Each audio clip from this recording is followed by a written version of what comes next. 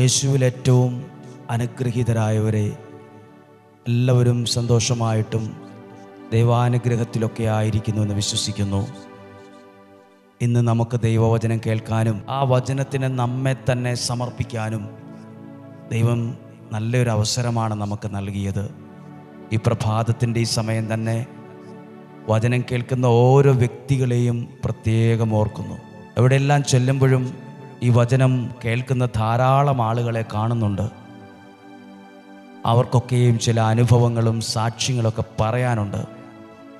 അതെല്ലാം ദൈവനാമ മഹത്വത്തിനായി സമർപ്പിക്കുകയാണ്. ഇന്ന് കേൾക്കുന്ന വചനം ഒരുപക്ഷെ നിങ്ങൾക്ക് പരിചിതമാണ്. പക്ഷേ ആ വചനത്തിൽ ഒരത്ഭുതം നിങ്ങളുടെ ജീവിതത്തിൽ നടക്കട്ടെ. ഒന്നും നടക്കാൻ പോകുന്നില്ല, ഒന്നും ശരിയാകുന്നില്ല എന്ന ചിന്തയോടെ ഈ വചനം കേൾക്കരുത്. എൻ്റെ ജീവിതത്തിൽ ഒന്നും നടന്നിട്ടില്ല, ഒന്നും ശരിയായിട്ടില്ല, ഇനി എങ്ങനെ നടക്കാനാണ്, എങ്ങനെ ശരിയാകാനാണ്, എനിക്ക് വലിയ പ്രതീക്ഷയൊന്നുമില്ല, അങ്ങനെ ചിന്തിച്ചുകൊണ്ട് ഈ വചനം കേൾക്കരുത്. എൻ്റെ ജീവിതത്തിൽ ദൈവത്തിൻ്റെ അനുഗ്രഹം ഇന്ന് ലഭിക്കും. എൻ്റെ കാര്യത്തിൽ എൻ്റെ ദൈവം ശ്രദ്ധിക്കുന്നുണ്ട്. എന്നെ ദൈവം അത്ഭുതകരമായി അനുഗ്രഹിക്കാതിരിക്കത്തില്ല എന്ന ചിന്തയോടെ ഈ വചനം കേൾക്കാം.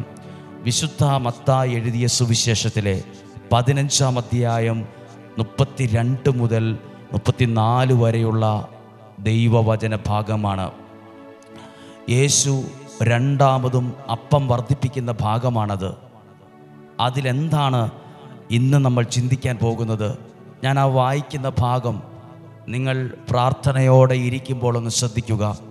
യേശു ശിഷ്യന്മാരെ വിളിച്ചു പറഞ്ഞു, ഈ ജനക്കൂട്ടത്തോട് എനിക്ക് അനുകമ്പ തോന്നുന്നു. ഈ ജനക്കൂട്ടത്തോട്, അവിടെ ഒരു ഈ എന്നെഴുതിയിട്ടുണ്ട്. ഈ എന്ന് പറയുമ്പോൾ ഏത് ജനക്കൂട്ടമാണ്? ദൈവത്തോടുകൂടെ 2-3 ദിവസം വചനം കേട്ട പ്രാർത്ഥിച്ച ഓരോ വ്യക്തികളെയും ചൂണ്ടിയിട്ടാണ്, ആ ഒരു കൂട്ടത്തെ നോക്കിയിട്ടാണ് ഈ ജനക്കൂട്ടം എന്ന് പറഞ്ഞത്. ദൈവവചനം മുടങ്ങാതെ ശ്രദ്ധിക്കുന്ന ഓരോ വ്യക്തികളെയും ദൈവം അത്ഭുതകരമായി അവരോട് കരുണ കാണിക്കാതിരിക്കില്ല. ഈ ജനത്തോട് എനിക്ക് അനുകമ്പ തോന്നുന്നു. 3 ദിവസമായി അവർ എൻ്റെ കൂടെയാണ്. അവർ വേറെ എങ്ങോട്ട് പോയിട്ടില്ല. അവരുടെ ജോലി തിരക്കൊക്കെ മാറ്റിവെച്ച് 10 മിനിറ്റല്ല, 3 ദിവസം ഇവർ എൻ്റെ കൂടെയാണ്. വചനം കേൾക്കുന്ന ഓരോരുത്തരുടെയും കാര്യങ്ങളിൽ യേശു അതീവം ശ്രദ്ധയുള്ളവരാണ്. അതീവം ശ്രദ്ധിക്കുന്നു. അവർക്ക് ഭക്ഷിക്കാൻ യാതൊന്നുമില്ല. ഭക്ഷിക്കാൻ ഒന്നുമില്ല അവരുടെ കയ്യിൽ. വഴിയിൽ അവർ തളർന്നു വീഴാൻ ഇടയുണ്ട്.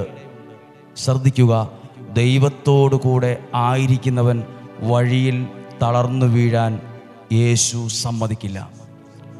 ദൈവത്തിൻ്റെ കൂടെ ആയിരുന്ന ഒരാളെക്കുറിച്ച് അവർ വഴിയിൽ വെച്ച് തളർന്നു പോകും.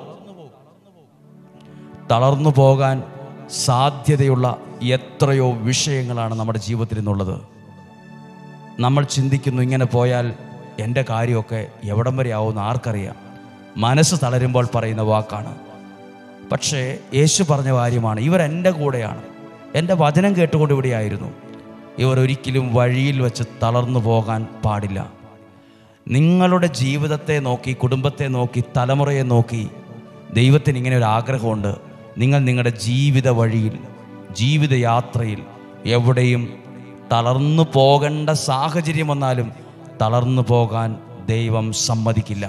ആ രോഗത്തിൻ്റെ പ്രതിസന്ധിയായിരിക്കാം, സാമ്പത്തിക പ്രശ്നമായിരിക്കാം, ഭാവിയുമായി ബന്ധപ്പെട്ട വിഷയമായിരിക്കാം, കുടുംബവുമായി ബന്ധപ്പെട്ട വിഷയമായിരിക്കാം, ആരോഗ്യവുമായി ബന്ധപ്പെട്ട വിഷയമായിരിക്കാം, ബന്ധങ്ങളുമായി ബന്ധപ്പെട്ട വിഷയമായിരിക്കാം, വിദ്യാഭ്യാസവുമായി ബന്ധപ്പെട്ട വിഷയമായിരിക്കാം.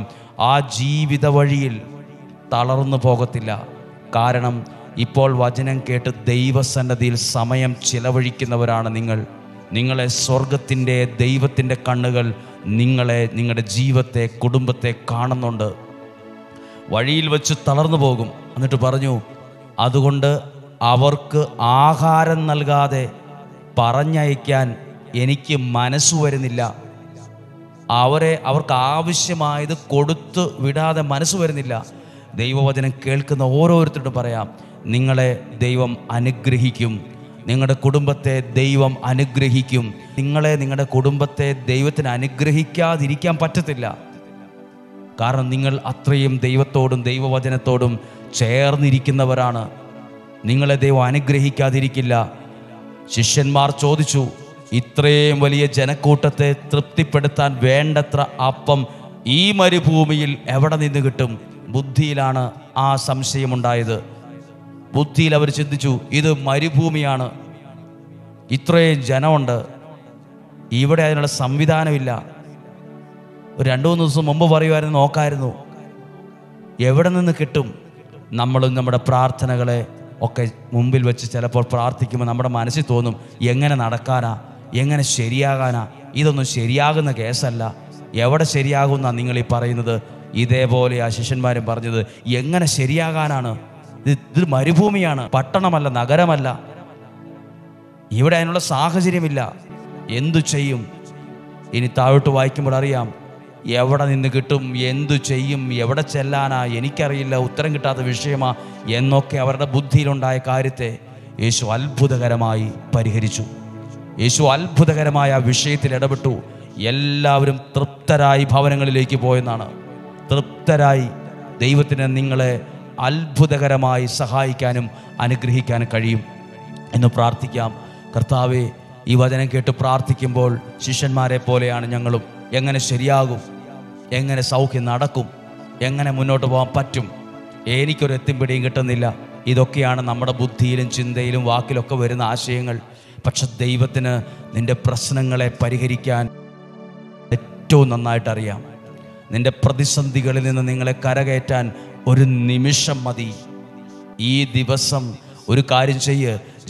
ജീവിതത്തെ എഴുതിയ പ്രാർത്ഥനയെ ദൈവകരങ്ങളിൽ, ആ അപ്പം ശിഷ്യന്മാർ യേശുവിൻ്റെ കരങ്ങളിൽ കൊടുത്ത അപ്പം പോലെ ആ ജീവിതത്തെ കൊടുക്ക്, ആ പ്രശ്നത്തെ കൊടുക്ക്, ആ പ്രതിസന്ധിയെ കൊടുക്ക്, ആ വെല്ലുവിളിയെ കൊടുക്ക്. ദൈവത്തിൻ്റെ കരങ്ങളിൽ അതിനുള്ള ഉത്തരം വെളിപ്പെടും. ദൈവത്തിൻ്റെ കരങ്ങളിൽ അതിനുള്ള സഹായം വെളിപ്പെടും. ഒരു പ്രയാസം വന്നപ്പോൾ ശിഷ്യന്മാർ നോക്കിയത് സാഹചര്യമാണ്. ഇത് മരുഭൂമിയാണ്, ഇത് മരുഭൂമിയാണ്, എൻ്റെ പ്രശ്നം ഇതാണ്, ഇത് മരുഭൂമിക്ക് തുല്യമാണ്, ഇവിടെ ഒന്നും ഒരു സാധ്യതയില്ല. സാധ്യതയില്ലാത്തടത്താണ് അത്ഭുതം നടന്നത്. ജീവിതത്തെ നോക്കുമ്പോൾ സാധ്യതയില്ലാത്ത കാര്യങ്ങളാണ് പലതും. പക്ഷെ അവിടെ ആയിരിക്കും ഏറ്റവും വലിയ അത്ഭുതമുണ്ടാകുന്നത്. വിശ്വസിച്ച് പ്രാർത്ഥിക്കാം. കർത്താവേ, ഞങ്ങളുടെ ജീവിതത്തിൽ അത്ഭുതങ്ങളെ നടക്കണമേ. ഈ മാസം 22 മുതൽ 31-ാം തീയതി വരെ 10 ദിവസത്തേക്ക് ഒരു നേരം ഭക്ഷണം ഒഴിവാക്കി, ദിവസത്തിലെ ഒരു നേരത്തെ ഭക്ഷണം ഒഴിവാക്കി ഒരു ഉപവാസ നിയോഗ പ്രാർത്ഥനയാണ്. അനേകർക്ക് അത്ഭുതമാകാൻ, ഒരു വലിയ അത്ഭുതമാകാൻ, ഒരുപാട് സാക്ഷ്യങ്ങൾ അതിൽ നിന്നുണ്ടാകുവാൻ നിങ്ങൾ നന്നായിട്ട് പ്രാർത്ഥിക്കണം. ഒത്തിരി അത്ഭുതം നടക്കുന്ന ഒരു ശുശ്രൂഷ ആയിരിക്കും ആ 10 ദിവസം. സാധിക്കുന്ന എല്ലാവരെയും അറിയിക്കുക, നിങ്ങൾ പ്രാർത്ഥിച്ചൊരുങ്ങുക.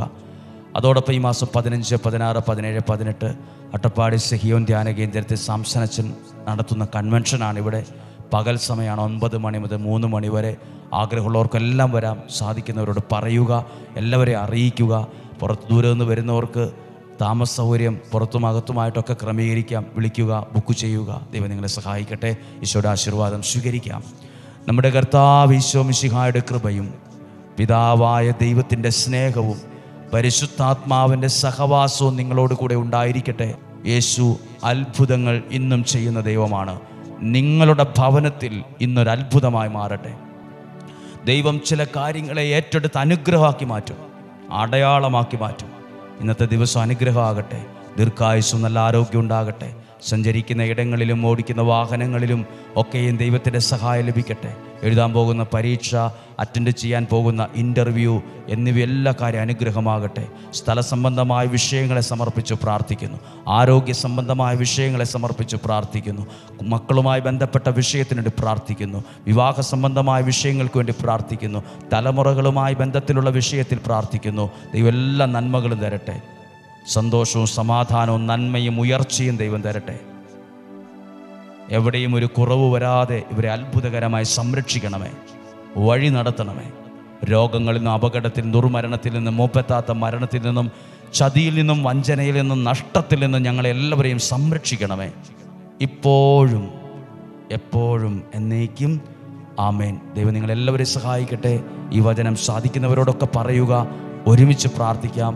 ദൈവം നിങ്ങളെ സഹായിക്കട്ടെ. ഇത് അയച്ചു കൊടുക്കുന്നവർക്ക് വേണ്ടി പ്രാർത്ഥിക്കുന്നത് ഒരു നിയോഗമാണ്. അനേകർ ഈ വചനം കേൾക്കുവാൻ വേണ്ടി പ്രാർത്ഥിക്കാം. ദൈവത്തിൻ്റെ സഹായം ലഭിക്കട്ടെ. നാളെയും 5:30 തന്നെ ഒരുമിച്ച് കണ്ട് ഒരുമിച്ച് നമുക്ക് പ്രാർത്ഥിക്കാം. ദൈവം നിങ്ങളെ സഹായിക്കട്ടെ. ആമേൻ.